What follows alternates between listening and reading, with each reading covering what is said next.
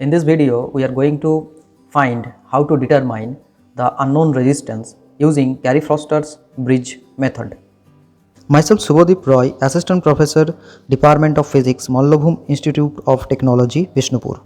I would like to thank Mr. Dulal Chatterjee for helping me to perform and demonstrate this experiment. Resistance always plays a crucial role in all electronic and electrical circuits. There are several ways to find the value of resistance. One of the most popular method is the Carey-Foster's bridge method.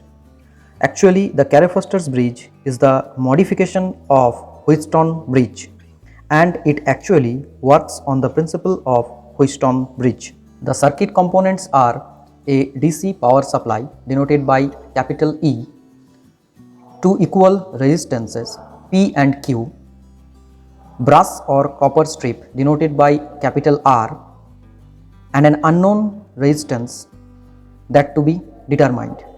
Here we have used a fractional resistance box denoted by capital S. C is the commutator and it is used to change the direction of the current flow. A galvanometer is connected and current flows through the galvanometer. Whenever the jockey is touched with the bridge wire, the deflection is shown through the galvanometer. We have to here establish the null point. Here we have denoted the length L1 as the balancing length for certain resistances in the left cap, while copper strip is placed at the right cap. Similarly, L2 is the balancing length on interchanging the fractional resistance box and the copper strip. Let me show you the actual circuit components of this experiment. This is the Carey-Foster's bridge to which different components are connected according to the circuit diagram. This is a 2-volt DC power supply to which a rheostat is connected. This is the standard resistance P, it is 1 ohm, and also another standard resistance Q is also of 1 ohm resistance. This is the commutator C as shown in the circuit diagram. All the diagonal positions are occupied. This is the galvanometer from which we can find the null point. And this is the resistance box where resistances are in fraction. So this is a fractional resistance box. All these are connected with the Carey-Foster bridge according to the circuit diagram.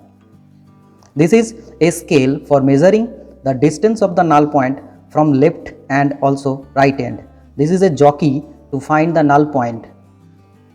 The working formula is given here. First of all, we have to find the resistance per unit length of the bridge wire. To find the value of unknown resistance, we have to first calculate the resistance per unit length of the bridge wire. Here you can see that the fractional resistance box is connected with the extreme right end, and a jockey is placed here to find the null point. Here we are finding the null point. You can see through the galvanometer that there is a deflection. That means we have not yet achieved the null point. So we are trying by tapping at different distances. Here you can see we have achieved the null point. Let me show you the distance of the null point from the left end. You can see here it is nearly 62.8 centimeter. Now this was for direct current. We have to now reverse the direction of the current flowing through the circuit. To do so, we are changing the commutator plugs to the diagonal positions. Again we have to find the null point. This is done to reduce the error in our experiment. Again here the null point is achieved and we have got the distance of the null point from the left end is nearly 62.8 centimeter. Now we have to repeat the same procedure by connecting the fractional resistance box to the left end and the copper strip to the right end. Here again we are trying to get the null point.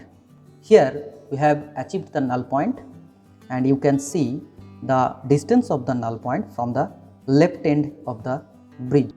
The experimental table for measurement of average resistance per unit length, that is rho, is shown. Here you can see that the unknown resistance is connected with the left end, and at the right end the fractional resistance box is connected.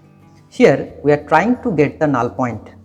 You can see that there is rarely a deflection of the galvanometer. So here we have achieved the null point. Now we have to write down the value of the distance of the null point from left end. Here it is nearly 70.4 centimeter. This was for direct current. Now we have to reverse the direction of current. So we are arranging our circuit by changing the plugs into another two diagonal positions of the commutator. There is still deflection in the galvanometer. The deflection is now reducing and it has reduced. This is the value of null point. Now we have to interchange the fractional resistance box with the unknown resistance.